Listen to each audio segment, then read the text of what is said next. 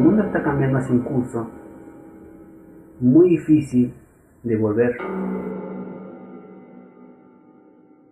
Algunos analistas hablan de que los nacionalismos están resurgiendo, pero no es así.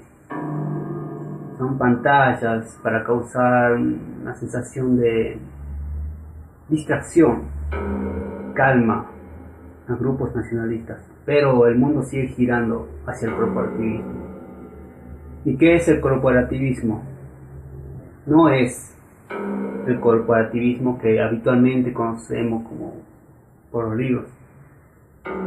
Es un corporativismo que se basa en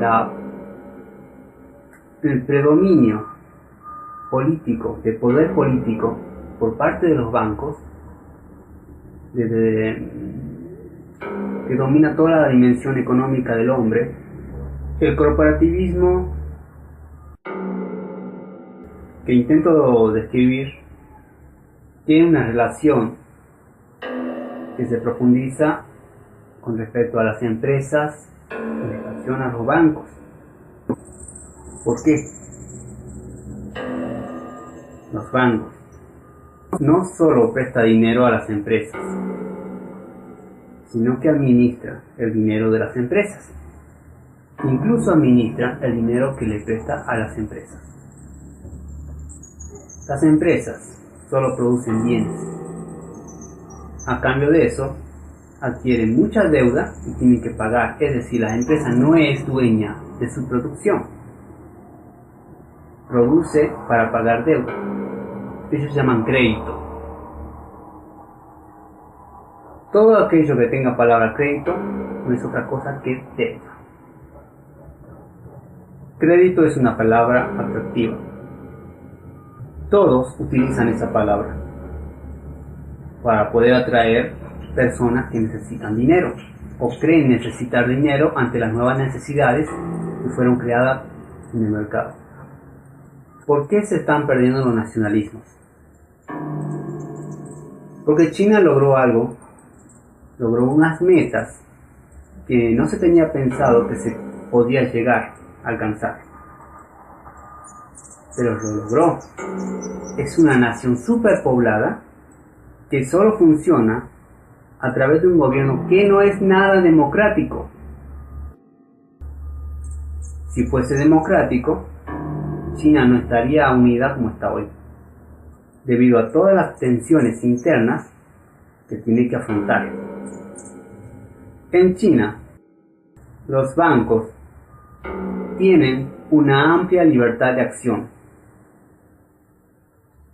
Los bancos, a través de la administración estatal, son dueños de las vidas de las personas que trabajan diariamente para poder ganar su sustento.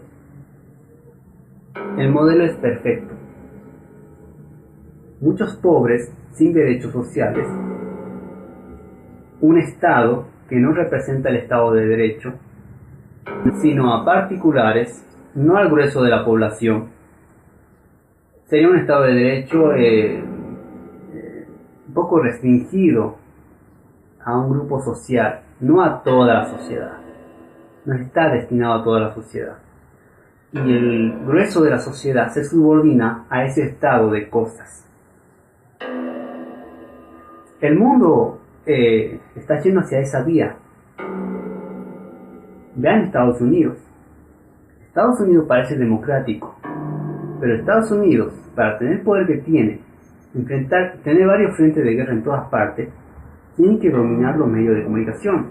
Lo está haciendo para poder fomentar esa credibilidad del dólar. Un dólar que no tiene respaldo de ningún tipo, solamente se basa en la credibilidad, que no decaiga esa credibilidad, que siga usando dólares las personas.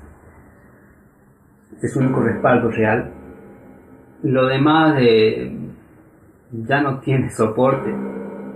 Los bonos de deuda por sí mismos, y encima son bonos de deuda. No tiene valor. No tiene valor.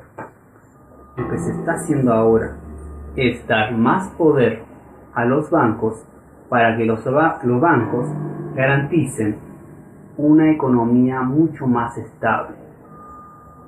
Pero paradójicamente son los bancos quienes necesitan la crisis para que pueda apropiarse de bienes que luego lo utilizan o revalorizan para poder dar respaldo a sus bonos. Así es como el sector inmobiliario crea grandes burbujas que después explotan y vuelven a utilizarse todos esos bienes, porque la crisis no son de los bancos. La crisis económica en el mundo es el mejor momento de los bancos, es el momento de cosecha de los bienes reales, los bienes tangibles, las propiedades. Le llaman crisis porque las personas no tienen acceso a dinero. Papelitos pintados. Es absurdo, hasta cierto punto. Justamente porque aunque tengas propiedades, necesitas de esos papelitos pintados para poder pagar impuestos y sostener los derechos de títulos de propiedades. Como si le debieras a otro el derecho de tener algo. Es posible que se pueda explicar de esta forma por qué en muchos países hay gobernantes que se preocupan mucho por quitarles derechos a las personas que trabajan y viven de eso como fuente de sustento. Todos los países lo hacen, todos. Si hay uno que intenta hacer algo diferente, algo distinto, una alternativa distinta a la neoliberal o bancaria, ese gobierno no dura mucho. Siempre encuentran una manera de hacer caer un gobierno que sea distinto al que ellos necesitan. Ellos necesitan gobiernos que bajen el sueldo de las personas para que puedan administrar mejor los bienes. Porque si hay un ascenso social sin filtro, de personas que no tienen la misma ideología que ellos, que no están dispuestos a darlo todo por llegar arriba,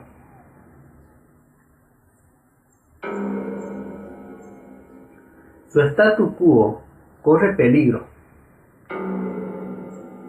¿Por qué? Si permiten que personas que tienen empatía con otras personas que viven de su sustento, que son diferentes a la mentalidad de la élite regional, la élite bancaria y los administrativos intermediarios, los productores, algunos empresarios, ellos creen que esa persona puede representar un peligro, ya que sostener la pasividad de una mayoría es muy complicado.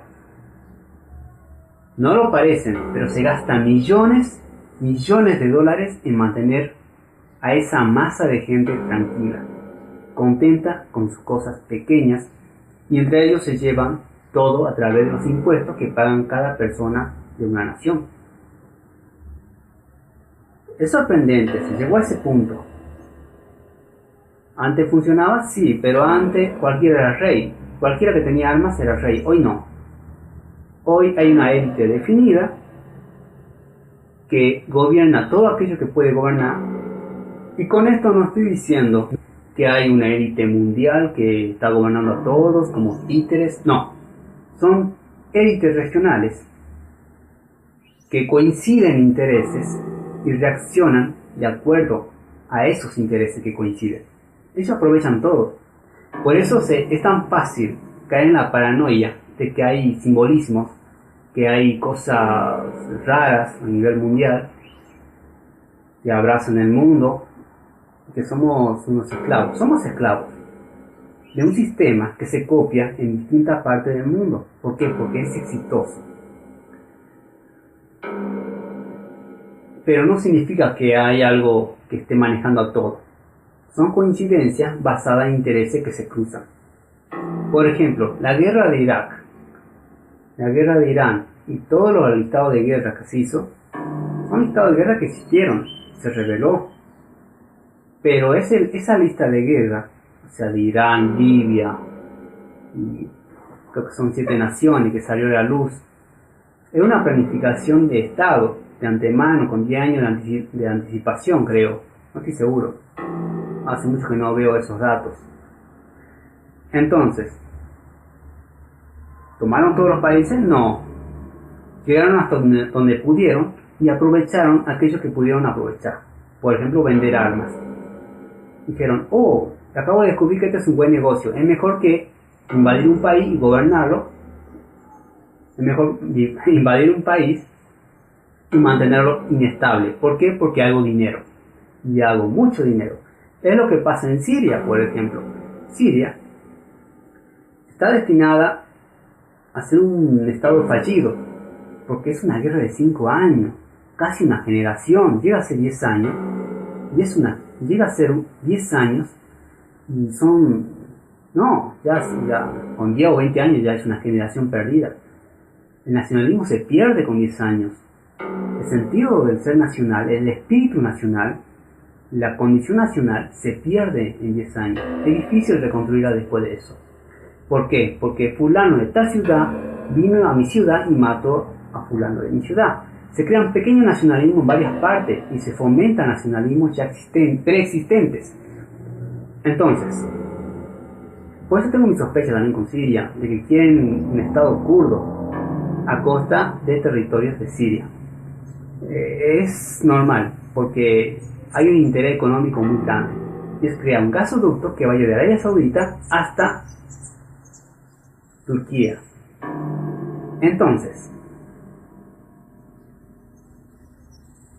¿qué es lo que trata de hacer Rusia? Rusia trata de evitar eso, porque 1000 veces prefiere tener un competidor como Irán que un competidor como Arabia Saudita, como distribuidor de gas, petróleo, por una vía distinta a la del canal de Suez.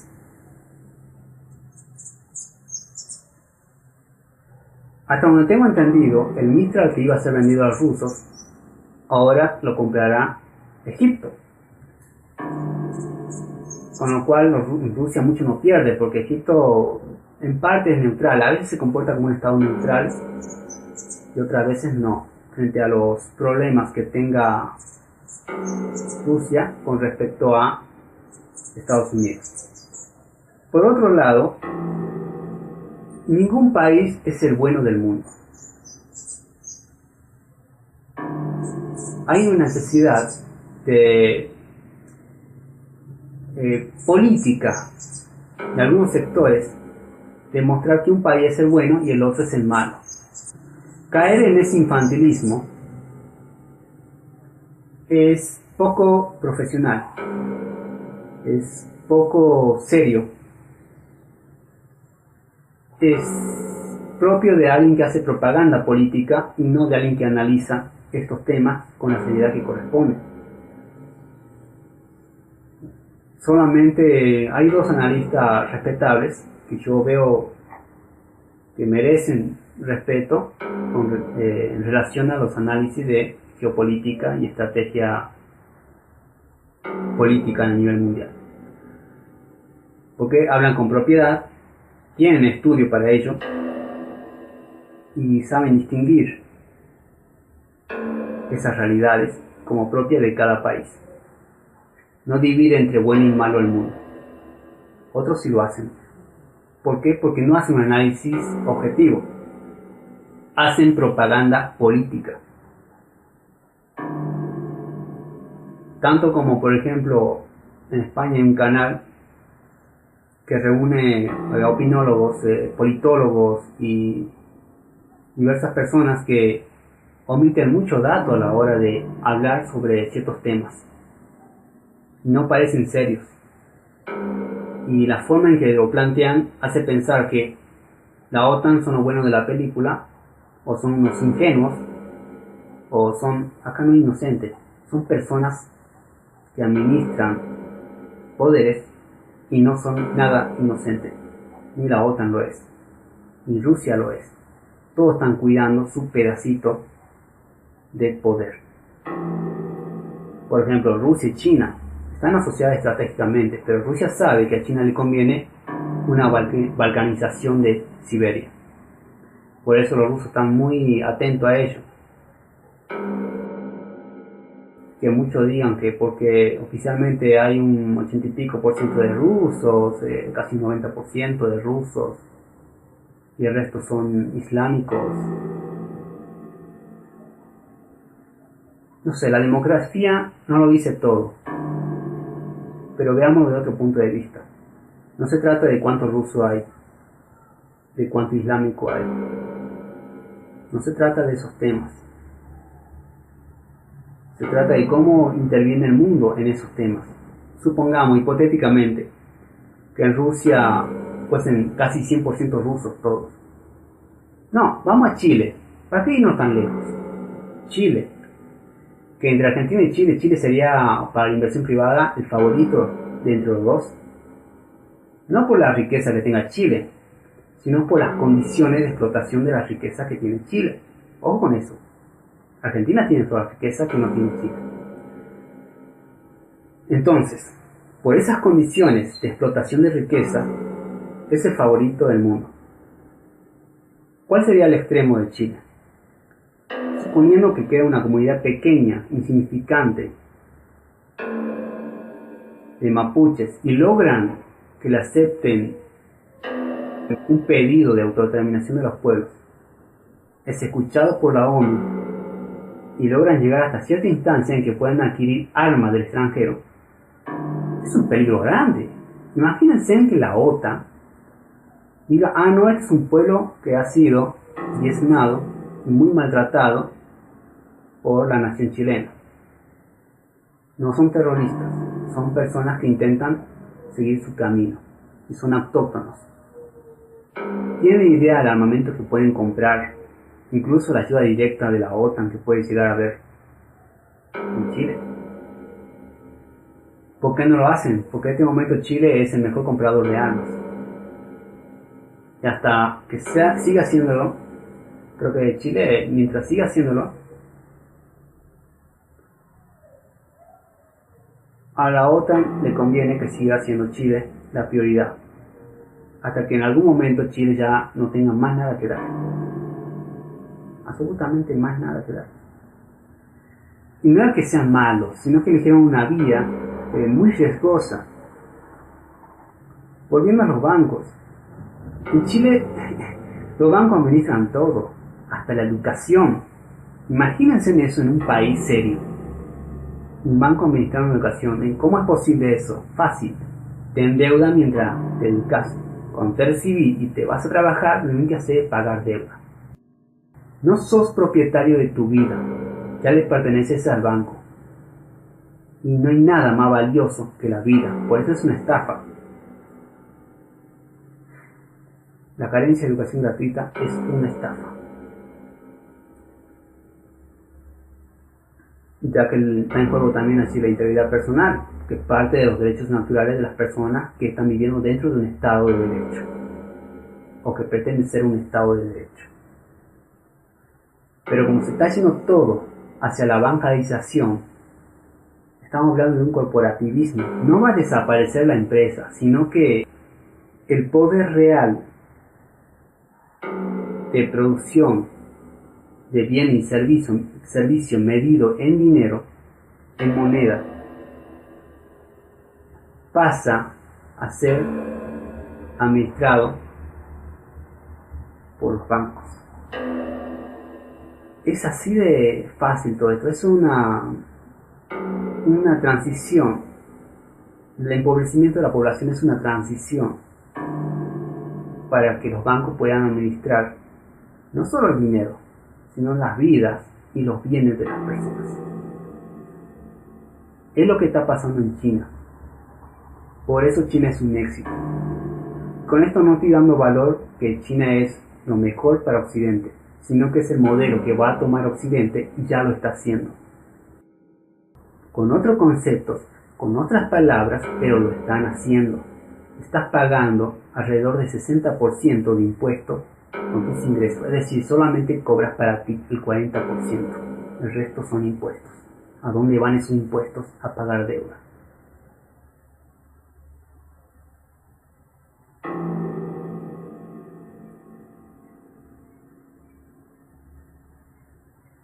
Cuando nacen nacionalismos en muchos estados, esos nacionalismos corren peligro.